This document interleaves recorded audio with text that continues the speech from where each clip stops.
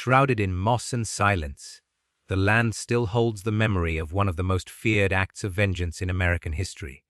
On Christmas Eve 1854, Dinah, a mute slave, grieving mother, and overlooked laundress, turned a common axe into a weapon of justice, one the so-called civilized world never dared to wield. In a single night, she hacked down Master John Goldberg and his 4 sons, set the mansion ablaze, and freed 247 souls.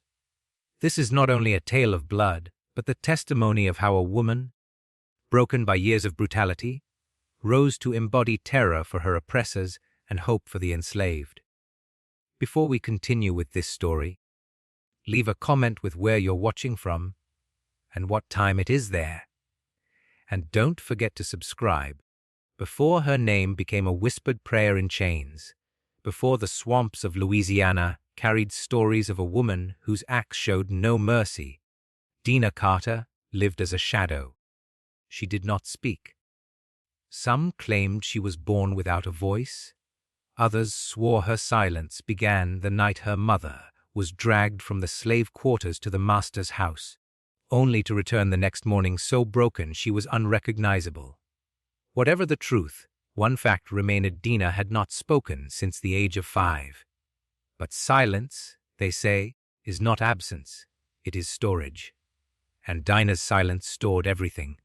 The Carter plantation sat on soil heavy with sweat and bone, 34 miles from Baton Rouge, nestled among cypress trees that stooped like old mourners and moss that hung thick as funeral cloth. From the fields, the big house loomed, white as a devil's grin, perched on its hill, always watching, and it watched her. Dinah was 12 when she was pulled from the rows and sent indoors. "Too quiet to sass," said Mistress Helen. "Too hollow," eyed to stir trouble. Dinah scrubbed blood from sheets that weren't hers. She emptied chamber pots that stank of gin and rot. She polished porcelain dolls dressed in silk while flesh and blood children wore burlap and scars. And she listened. Because when you do not speak, people forget you can hear. She heard the mistress sobbing in the dark, praying to a God that never answered. She heard Master Jeremiah Carter call her, "It, not she." She heard the creak of beds and rustle of skirts when one of the Carter sons, most often Thomas, slipped into the rooms of girls too young to bleed. She remembered each sound, etched them into her memory like carvings in bark. Her silence sprouted fangs the day they took her daughter. No one had known she was pregnant, not even the midwife, until the pain began. The baby came too early, small, wrapped in rags and dread. Dinah named her Tamar, after the wronged woman in Scripture who never saw justice. Tamar never cried loud. She learned early that noise invited danger. But she hummed soft when Dinah braided her hair behind the wash house. At night, Dinah would rest her palm on the girl's chest, just to feel the rhythm, just to make sure life hadn't been stolen yet. But the world was greedy. Tamar was 7 when Thomas Carter cornered her near the sugar press, drunk and smirking. He said she looked like her mother. Said maybe the mute woman had a voice after all. Maybe he could beat it out of her. But he didn't go for Dinah. He went for Tamar. What followed came in fragments. A scream, a silence, blood in the dirt. Tamar's dress torn like waistcloth. Dinah found her daughter curled beneath a broken card axle, whispering, "Mama, I tried, I tried." She did not survive the night. The overseer called it an accident. The master called it misfortune. The mistress fetched a Bible. Thomas went hunting the next morning, as though nothing had happened. Dinah buried Tamar beneath the old pecan tree, whose roots clawed like hands reaching for the dead. She marked the grave with a lone stone, then stopped eating. For 3 days, she lay still. On the 4th, she rose, washed her hands, walked to the shed, and sharpened the axe. From then on, nothing at the Carter plantation was the same. Dinah's silence was no longer fear. It was the stillness before a storm, the hush before flame meets oil. She rose earlier than the rest and worked later into the night. Her chores were completed with uncanny precision. The wood axe was kept sharp, polished with vinegar, oiled with lard, whispered over. Some swore in tongues. No one ever heard the words, and she watched, not only the masters, but the enslaved, those who had lost children, those who limped from lashings, those who still dared to sing, those who still remembered freedom. She found 3. Jonas, the blacksmith, who once pulled his brother's broken body from a pit behind the barn.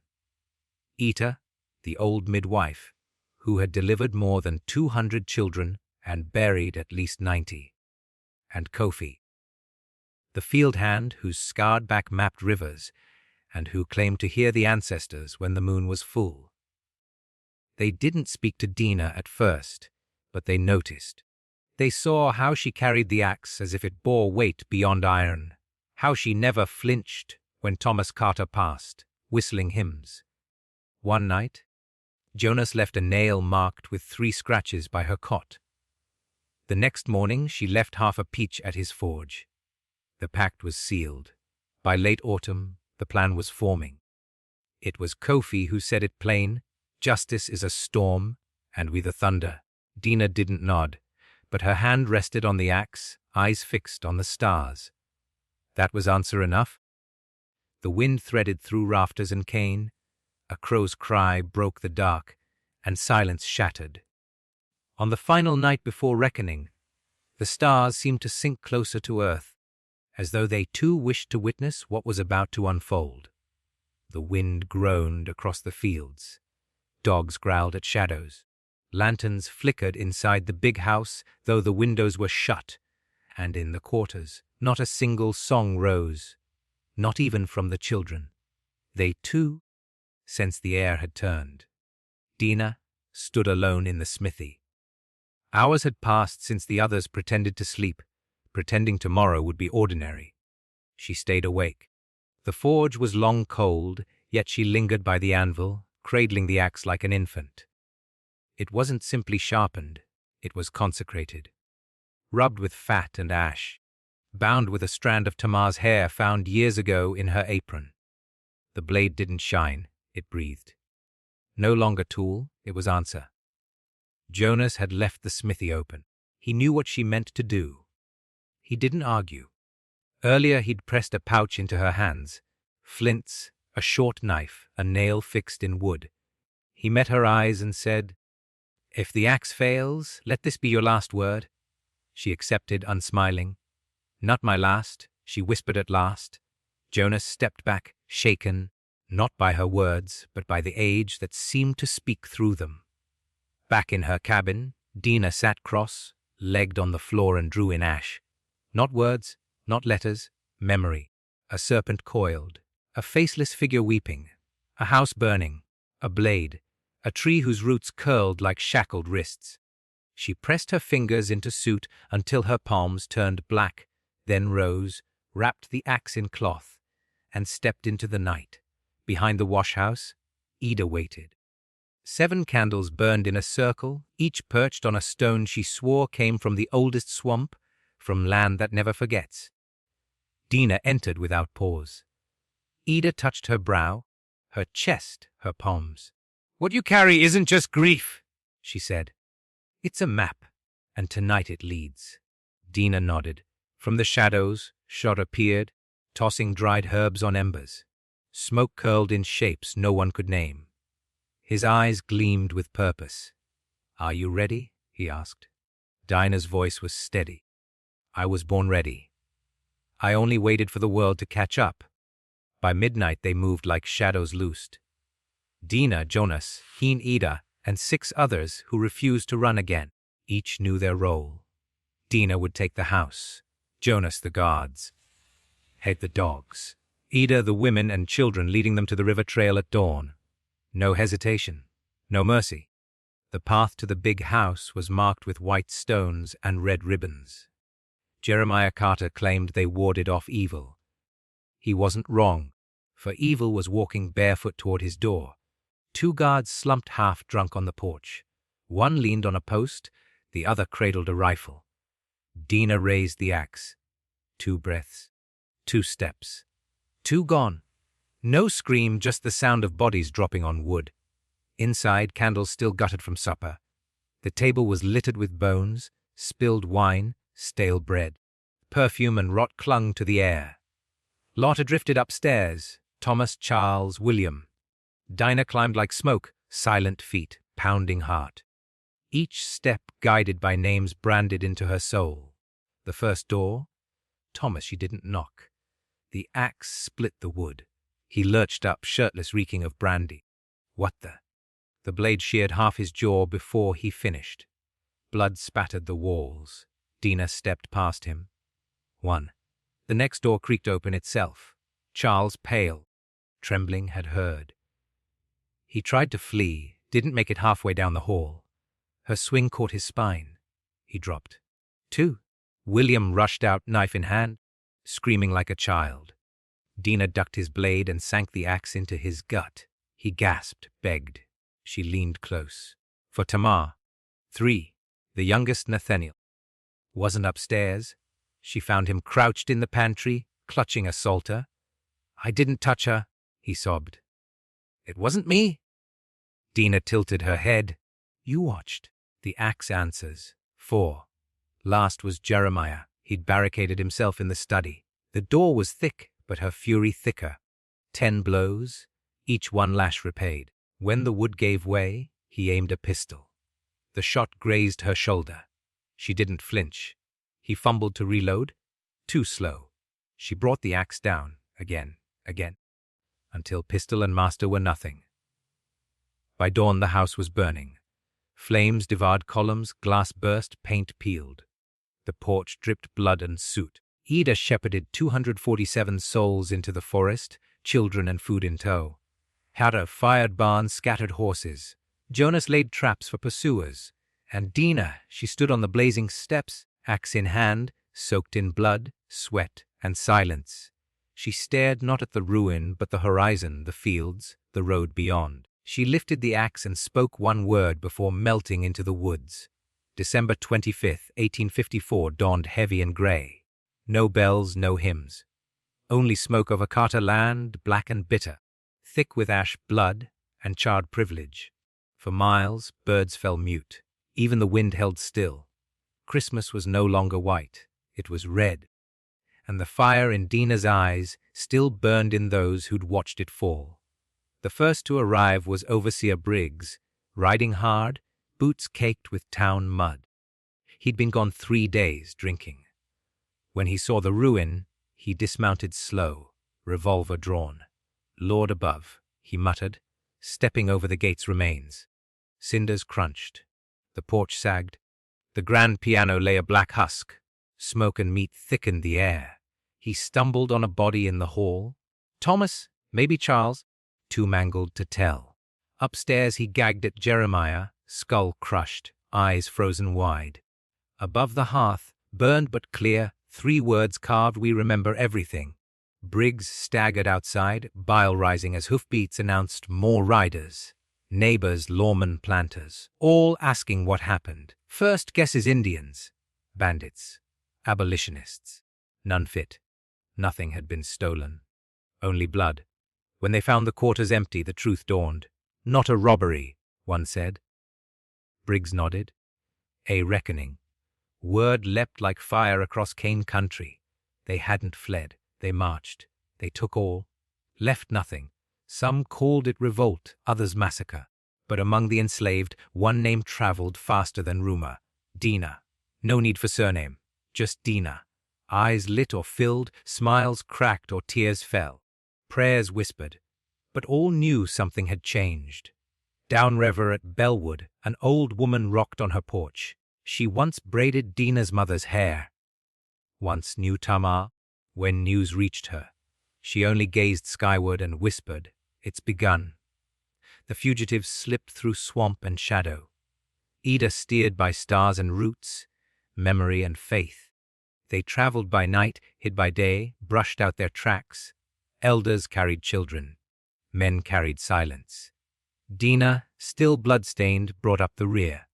When someone faltered, she appeared beside them. She didn't speak. She was seen, and that was enough. By the third night they crossed the river. By the fifth, they'd covered 20 miles without pursuit. Jonas distrusted it. "They're waitin' to bleed us out." Caudard agreed. "They'll make an example, slow burn, break the legend." But it was too late. The legend had already rooted. In a Bayou village, a rider shrieked of ghosts, saw a woman with fire in her hand, cut down 3 men without a word. In churches, whispers rose of Carter House, the sons, the blood on snow. 50 miles away, a child traced a figure in dirt, a woman with an axe, flames for a mouth. Asked where she'd seen it, she answered, "In my dream." She told me to wake. The fugitives found refuge in a rotting French fort, hidden under vines. Said it once held soldiers. Now it held survivors. That night, Dinah guarded the entrance, axe in hand, eyes on the dark. Jonas sat beside her. "You knew this wasn't the end." She gave no reply. He tried again. "What now?" Dinah looked past the stars. "We'll make it theirs too." Next morning, they split. Ida took elders and children east towards safe houses. Jonas and Haidine gathered fighters. Dinah chose 10, the most scarred, the most emptied, and trained them to walk without sound, to strike without doubt.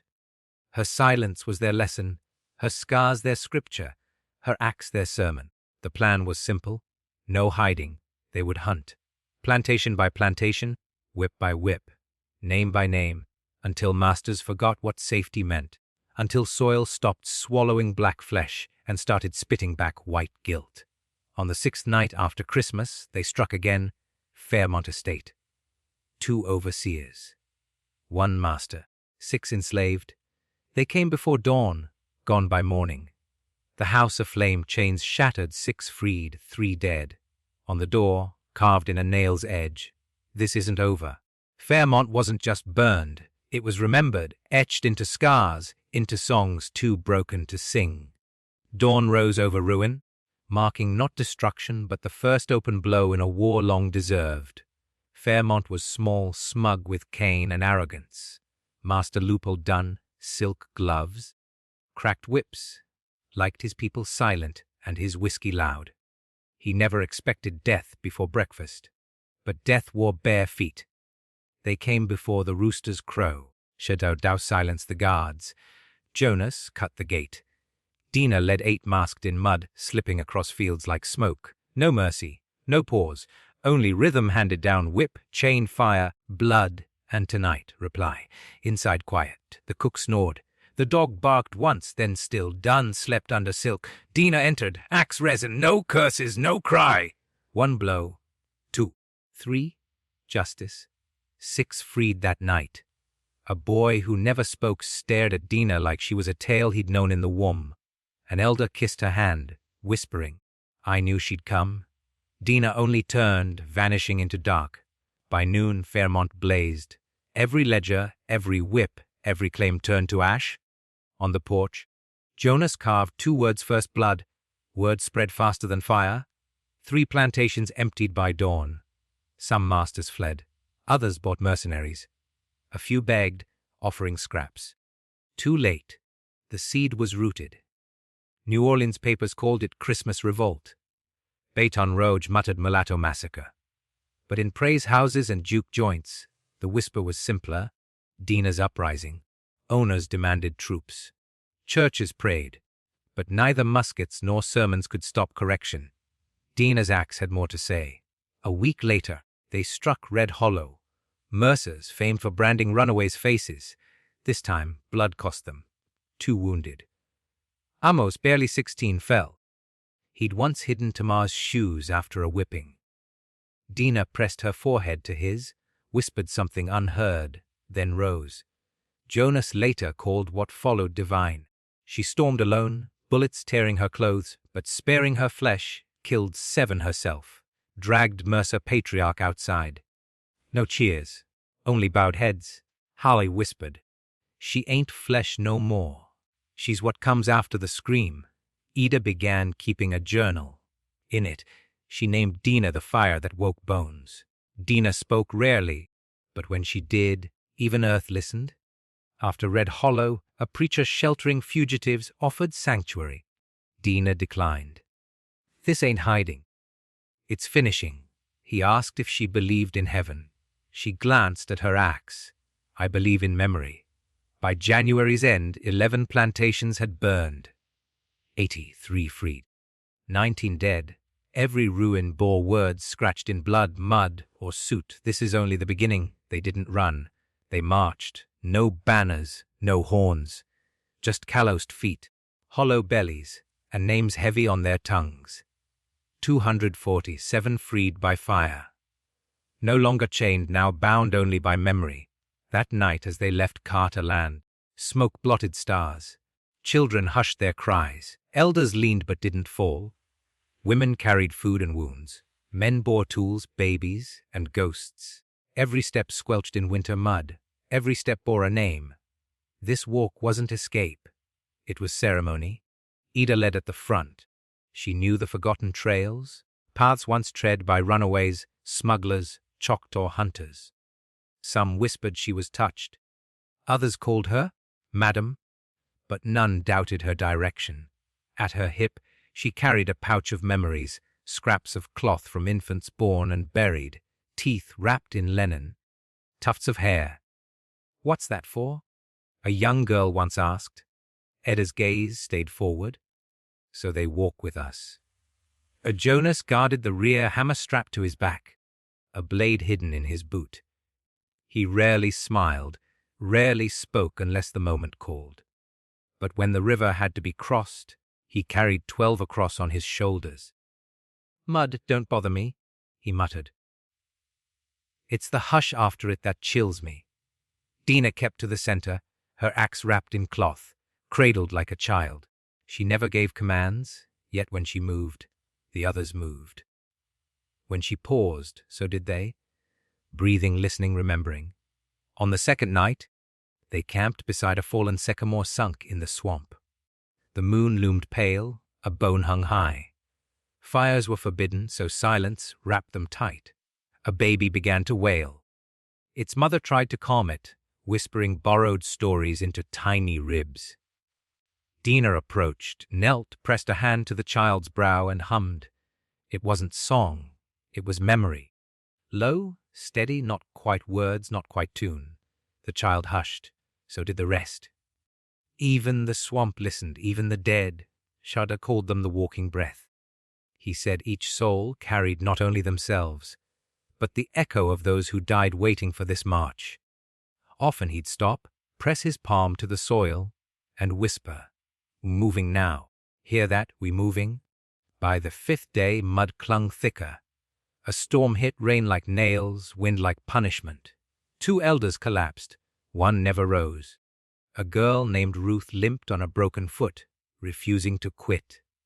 Dinah hoisted her onto her back and carried her 10 miles without a word. When she finally set her down, Ruth whispered, "Am I free yet?" Dinah said nothing, but her silence spoke not yet. They passed empty cabins, blackened trees, a shattered wagon crusted with blood. Everywhere they went, they left nothing, no footprints, no ash, just rumor. In St. Bernardette Parish, a sheriff stopped a traveler. "You heard of the ghost army? Folks say they march at night, don't make a sound. Just free folk, then gone. Say the woman leading 'em got an axe cursed by God." The traveler only nodded and kept walking. But not all were sure. Not all rejoiced. Some freed carried doubt. One night, Wallace, once a Carter stable hand, grumbled, "We free, but hunted. That ain't no freedom," his words carried. Old Peter, who'd lost 3 sons to the lash, stared him down.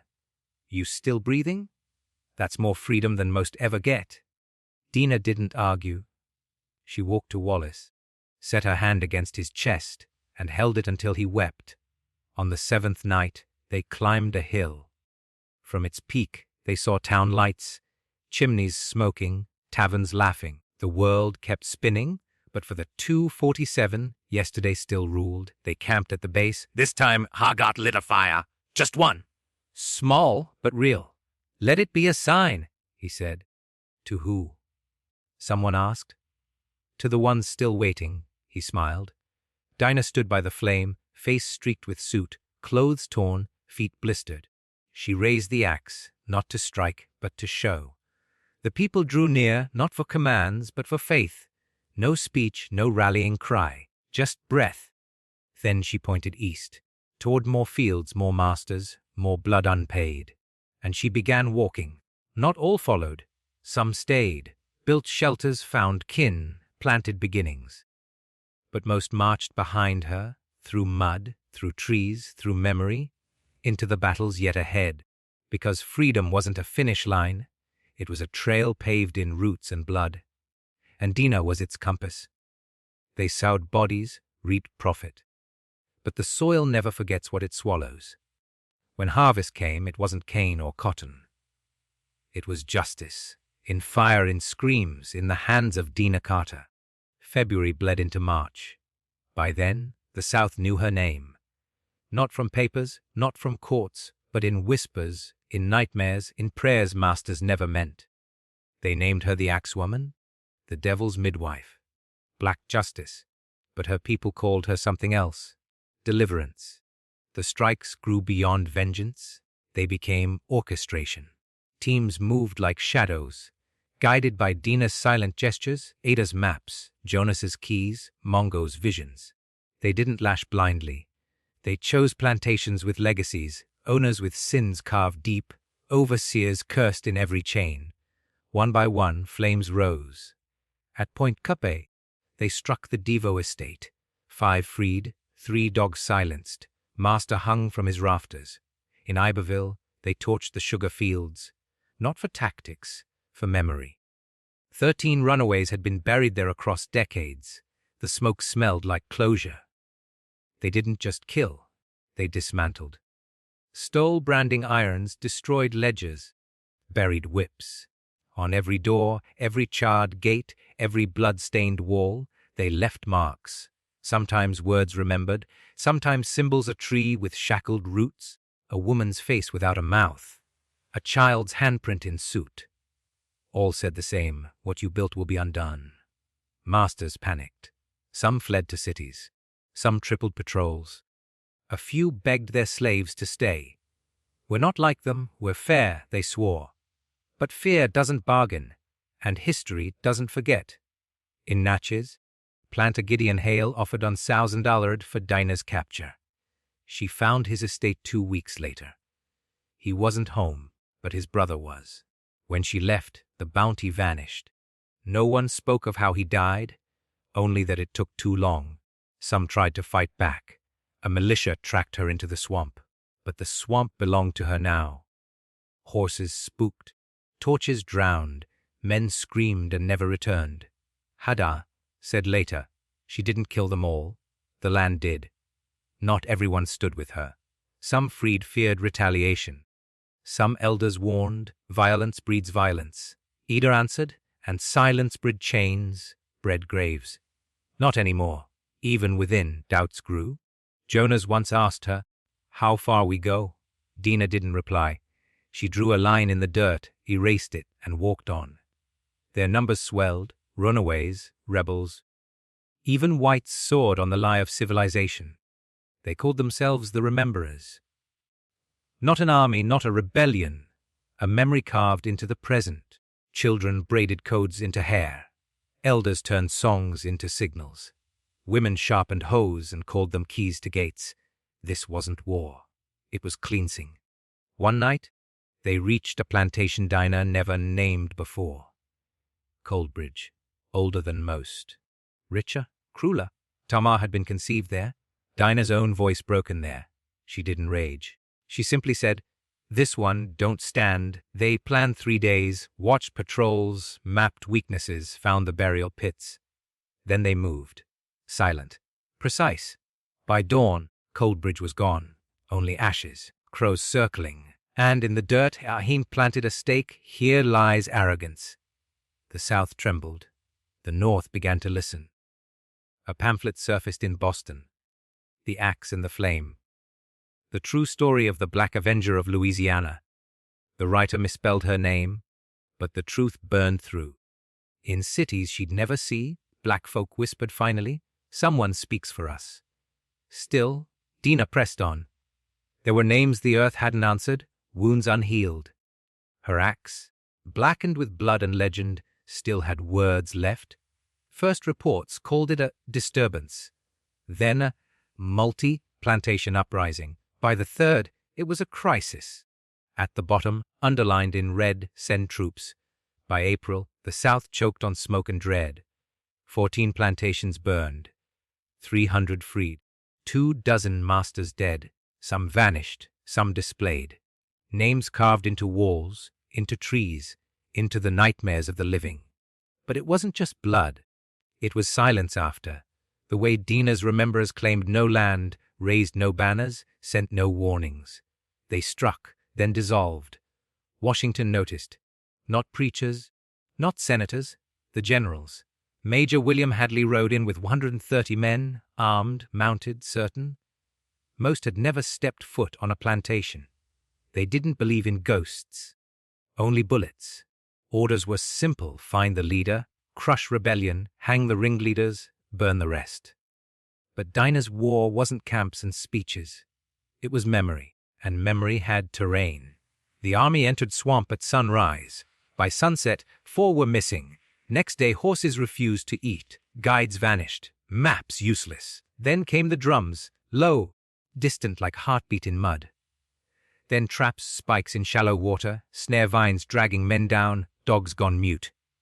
Then whispers. Not shouts, just breath. Hadley ordered torches lit. They sputtered, died, the air too wet, fear too heavy. That night, soldiers huddled tight, rifles cocked, eyes wide. At dawn, they found the first carving a woman without a mouth, cradling a child of fire. Beneath, words, "We are what you tried to bury." On the 4th day, rifles cracked. Men fired at a figure in the mist, tall, carrying something heavy. It didn't fall, didn't flinch, just vanished. One swore he saw her eyes, black, full of teeth. Heard her whisper my name, he said. 2 hours later, he shot himself. That evening, silence circled them. Then the first scream from a man who wandered too far. His body was never found, only his boots, filled with blood. Dinah didn't lead charges. She led echoes. She struck with 10 masked in mud and grief. No shouting, no pause. Swift, brutal, gone. For every soldier slain, they left relics: a broken doll, a noose of belt leather, a burned plantation ledger. Not war, judgment. Hadley called retreat, but swamp refused release. Rains drowned trails, sucked horses into bog, turned paths to rivers. By day 6, half were gone. Crows gathered above. When they finally staggered out, they weren't soldiers. They were husks, muttering, crawling. Hadley didn't speak for weeks. When he did, he said only, "She ain't just a woman. She's what we made. She's every scream we ignored. And now she remembers." No more troops came, not because threat was gone, but no one volunteered. The army had maps. Dinah had land, and the land had chosen. In freed quarters, elders began calling her Mi Machudo, Mother Axe. Some swore she could cleave a man in 2 with one swing. Others swore her veins ran gunpowder. Truth mattered less than fear. And as her legend grew, silence deepened in the houses of power. The South was no longer safe, and Christmas would never be white again. They say legends don't die, but they do burn. Some choose to burn standing, a flame with a name. By year's end, Dinah Carter had done the impossible. 23 plantations erased, hundreds freed, dozens of masters judged, the army shamed, and the South bled, not from war, but from memory finding its voice. But even flame hath breath, and hers was fading. It happened near Cane Hollow, a plantation rebuilt by a Carter cousin, Elias Carter, a preacher with a whip beneath his sermon. He vowed to purge rebels, posted a $2,000 bounty for Dinah's head. She didn't wait. Came with 4 fighters. Her body failing, but her spirit unbroken. Night was cold, too still, as if earth itself braced. They slipped through the sugar mill. Dinah slower now, but each swing exact. One guard fell, then another. But it was a trap. Gunfire from rafters. Jonas took a bullet to the chest. Di was captured. Others scattered. Dinah bleeding cornered. She didn't run. She walked to the field's center, where Elias stood with soldiers and chains. He leveled his rifle. "On your knees, woman." Dinah didn't kneel. She lifted her axe. It trembled, but it rose. Elias fired. Thunder cracked. Dinah staggered, dropped to one knee, blood-soaking dirt. But her eyes never left his. She smiled. Whispered, "No, you kneel." Lightning split the sky. Wind howled. Fire burst from earth. No torch, no oil, just flame. Soldiers fled. Elias fell shrieking, and Dinah rose once more. Arms open, body burning, face calm, then vanished in the blaze. They never found her body. Only the axe, half melted, wedged in soil like a monument. Some swore she perished. Some swore she walked on, scorched but alive, still walking, through swamps, through memory, through the hush where lashes would never fall again. That Christmas, no Louisiana plantation lit candles. No bells rang, and on a Baton Rouge courthouse wall, someone painted in red, "She promised," and she kept it. Years passed, but stories don't die. Children whispered of the axe woman. Old men dreamed of her face. Women spoke her name in childbirth, so daughters would carry flame. Every Christmas Eve, somewhere in the South, smoke rose, not from hearths, but from memory, because Dinah Carter made a vow, not with words, but with blood. And it was this: you will never sleep easy again. If this story stirred you, it's because her memory still walks. And if you know someone carrying the weight of those before, share her name. Dinah, she was never myth. She was justice, finally answered. If you want more stories like this, subscribe now. Leave a like to support this work, and share it with someone who needs to know the history never written in books.